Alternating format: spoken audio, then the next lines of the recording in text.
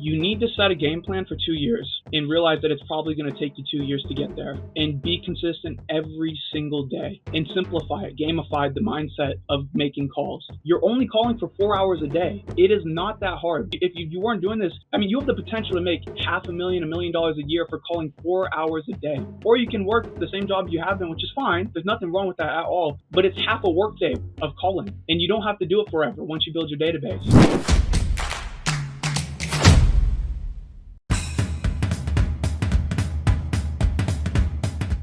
What's going on, everybody? It's me, it's Aaron Wittenstein, and I would like to welcome you all to Vulcan 7 Roadmap.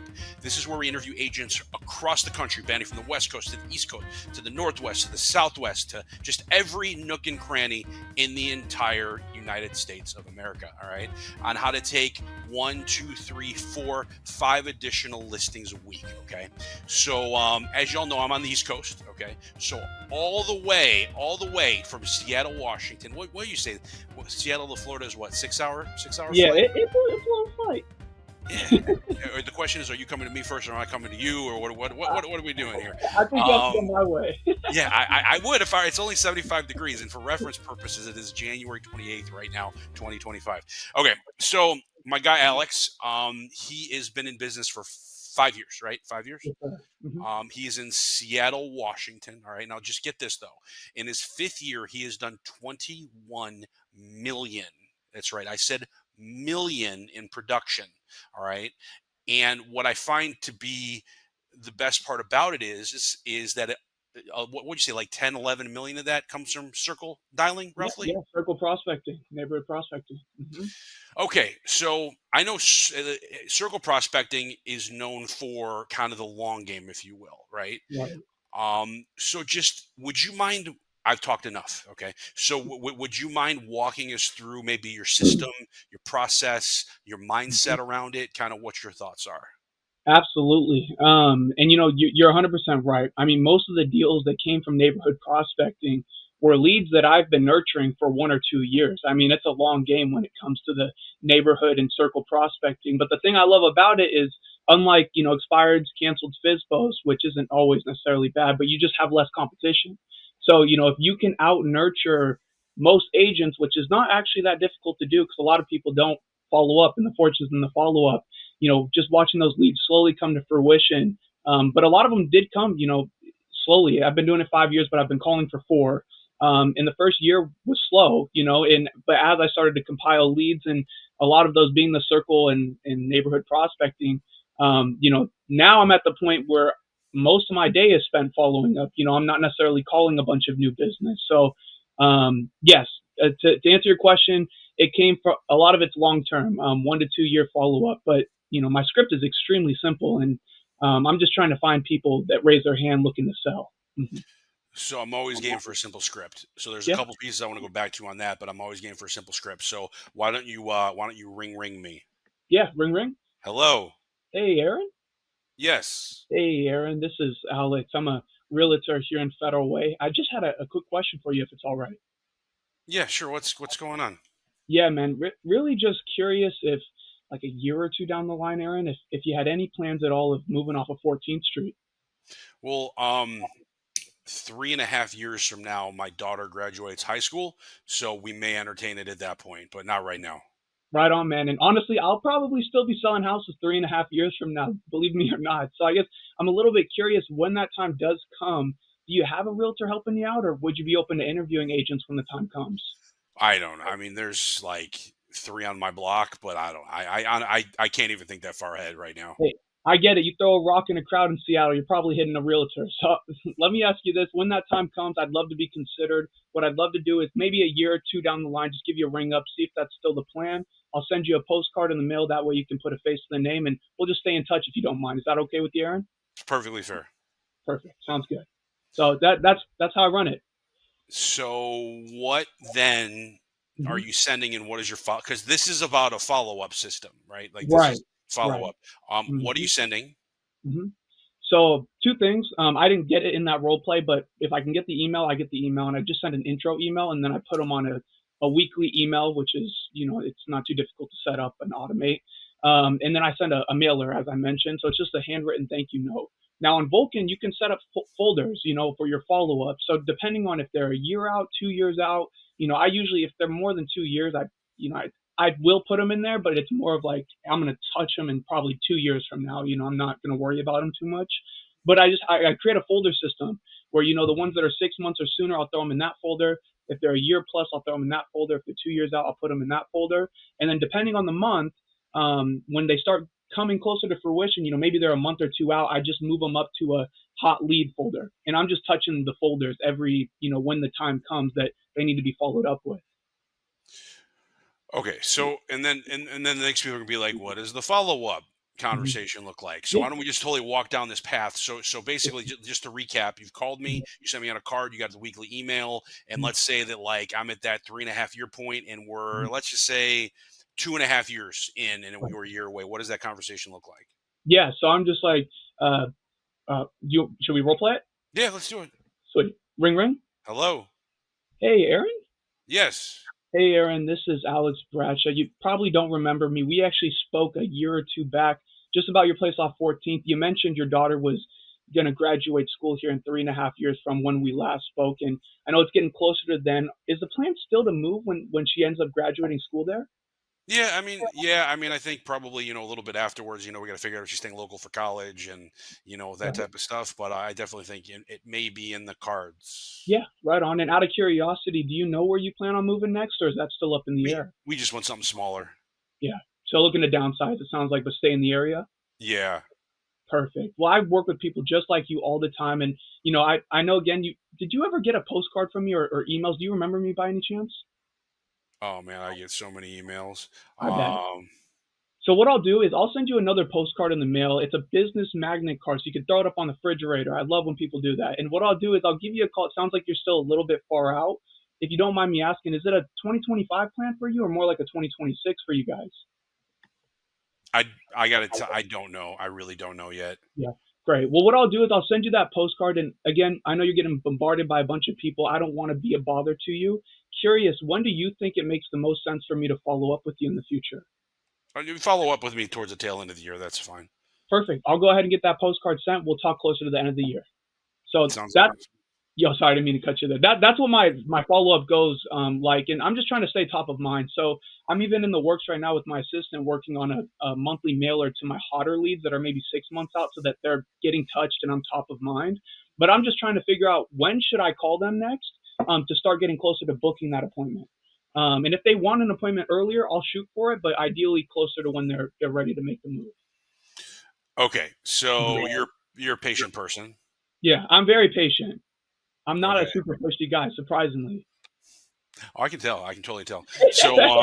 So how how did you get started with this? Because this is like you hear people doing this. I have a very good friend of mine that does this at a very high level as well. He's been doing it for 10 or 12 years, with Mhm. this.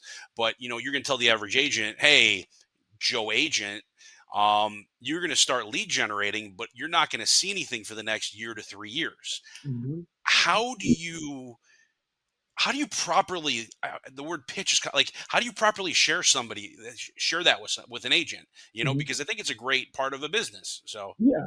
And that's what I tell anyone that, asks me for any tips of anything. It's just like it comes with time, and it's so hard to get that because you're not making a ton of money when you start out. You're getting people are telling you stop calling me, don't ever call me again. It's discouraging, right? So it's like you have to get used to being discouraged and continuously show up and make the calls in the compound effect, my favorite book of all time. That's literally the definition of this business is you're going to slowly fill that pipeline with leads, and those leads are going to mature into deals, but it takes time. So you have to get into the game understanding that expireds and canceled, they're the lowest hanging fruit. So still call those, they're great because that's now business. But these nurtures, there's a lot of value in them, and I think if you're patient enough and you follow up consistently enough, there's a lot of deals to be done for sure.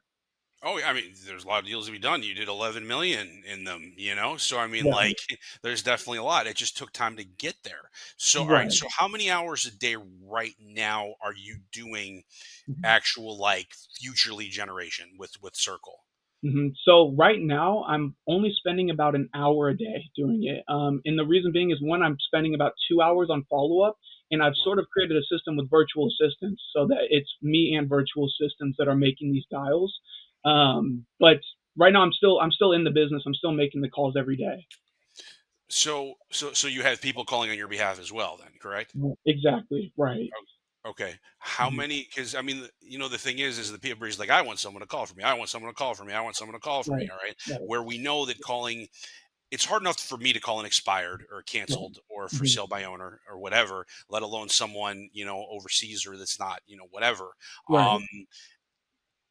What type of results do you expect from your callers? hmm Yeah. So for me, I'm looking for someone to make anywhere from ideally 12 contacts an hour, and you can't always count on that. So my minimum for them is try to hit 10, and obviously numbers and all that, it's all dependent on that. But I'm looking for 10 dials an hour. They're calling 6 hours a day. I don't have anyone calling longer than that.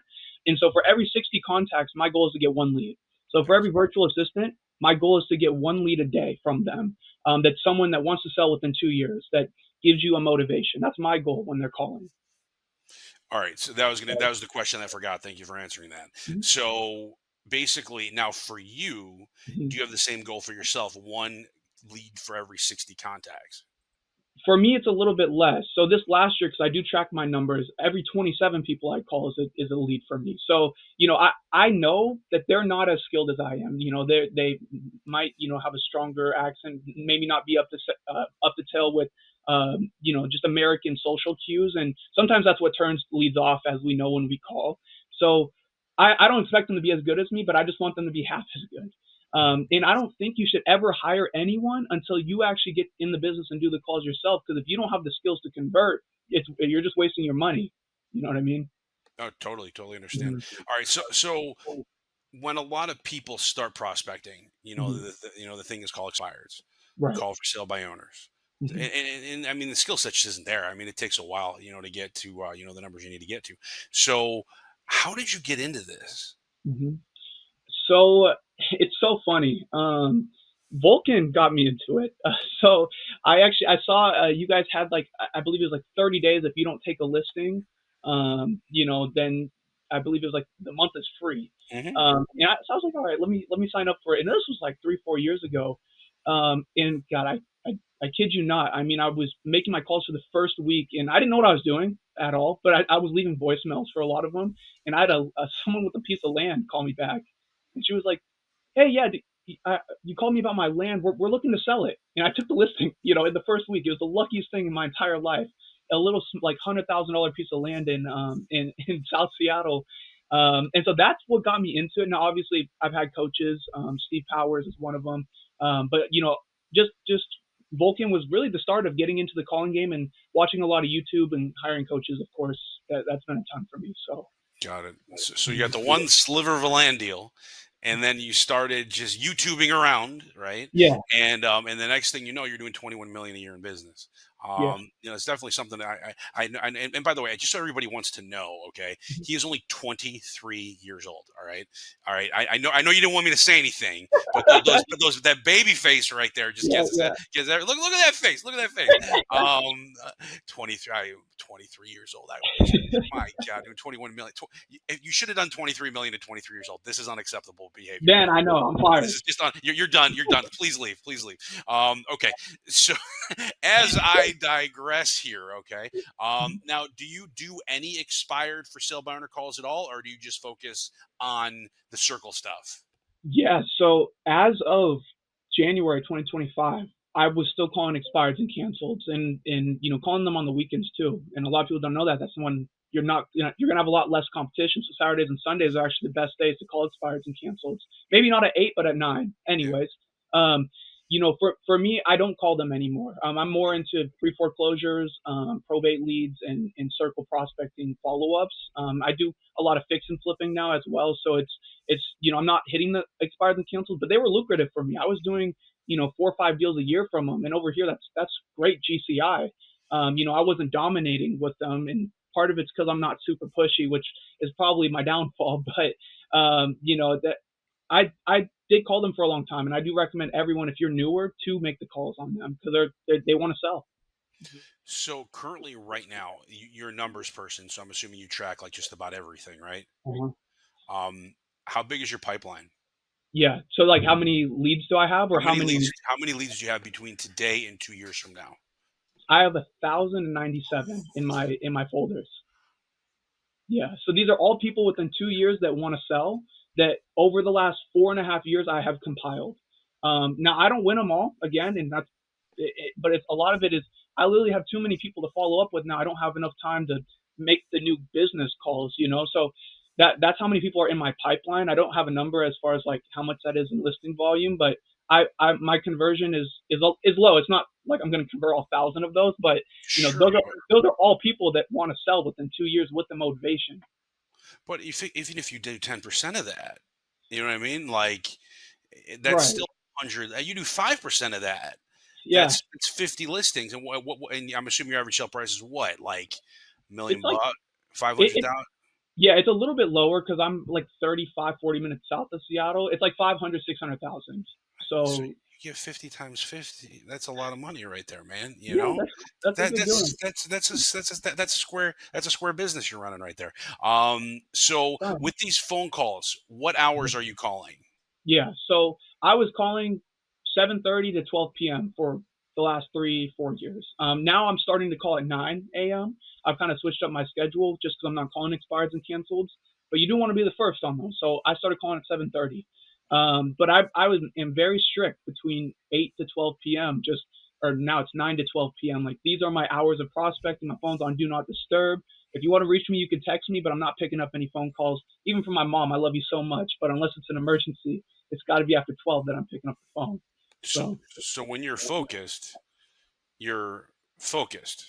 I'm locked in for those hours. After that, you know, if I don't have any appointments, yeah, maybe I do some more prospecting, but you know, I still do fun things and enjoy my life, you know. So yeah, Like snowboarding or skiing, right? I just went last Well, weekend. exactly. I remember you told me that. So, Oh, I appreciate it. see, I got a good memory. All There right. you go. So when you're zoned in for like those 4 hours, okay.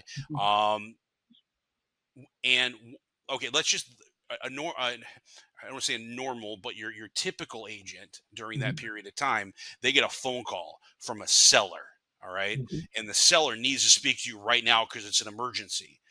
What happens with you? If it's a very big emergency, like it's something that might kill a deal, I will pick up the phone call. If not, I have an automated message. Hey there, I'm so sorry I can't pick up right now. I'll give you a call after 12 p.m. So I literally will hit them with that message, and you do it enough where they understand that you're not going to call them back. You're not going to call them back until after 12. But if it's an emergency, I will pick it up. Like it's got to be it's about Pretty the big. deal is about to break. But other than that, it's after 12. How often that you get phone calls? Is it an actual emergency? I mean, it's like 5% of the time. I mean, it's very a small amount of those calls. You know what I mean? Like it's very low. And how did you You train? know, Because so. what I'm trying to get at there is that most phone calls you get are not emergencies, right? Prospecting time is the time that we focus in and we get ready and we Mhm. do what we have to do, right? So how did you get yourself in such a good Yeah. habit? For me, it definitely took some time in the business to realize that like the world is not going to collapse, you know, by not picking up someone's phone call. And it took me time. It took me a solid probably year and a half to realize that. But once you realize, and I now after I get the listing signed and I'm sitting across from the seller, sometimes I'll even set the tone with them like, hey, between 8 and 12, you guys can reach me if it's an absolute emergency. But I'm looking for buyers and sellers for not only your place, but any buyers that might come across for anything in the marketplace. And so I do best for anything after 12. And I'll say that to them when I'm after I get the listing signed. But you know, I've started to kind of set that standard so that they realize that it's hard to reach me unless it's an emergency. And I've noticed they respect it. You know, they get it. You know, I'm working and sometimes I definitely come across my sellers where you have some that they want to reach you and they will not be happy. And you know, sometimes you just need to cut it loose if it's really not worth your time.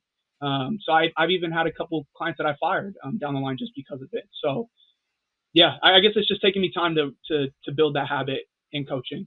No, that's a phenomenal habit to have because the reality of it is people work the way we need to work. Right. because the way that we're working is the way to best service our clients. Right. And people don't respect that. They don't fit the mold. That's okay. There's nothing wrong with that. All right, my friends. So let me ask you this. So you're sitting in your office, a brand new agent, knock, knock, knock at the door, and they come in, they're like, Alex, I hear you're awesome. Give me one piece of advice. What is one piece of advice you would have for a brand new agent? Mm-hmm.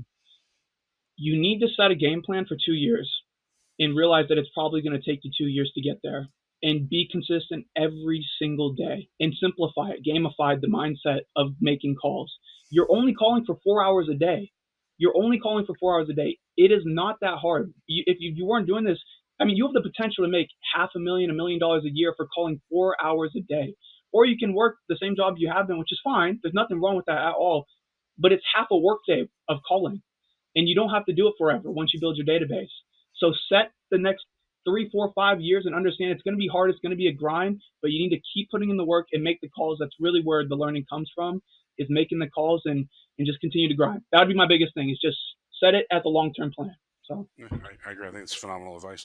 All right, my friend, let's tie this up in a nice little bow here. All right. cool. What are your final last words for Vulcan 7 Nation? Yeah, I mean, if you guys aren't already calling, I mean, sign up right now. Vulcan 7, they're the way to go.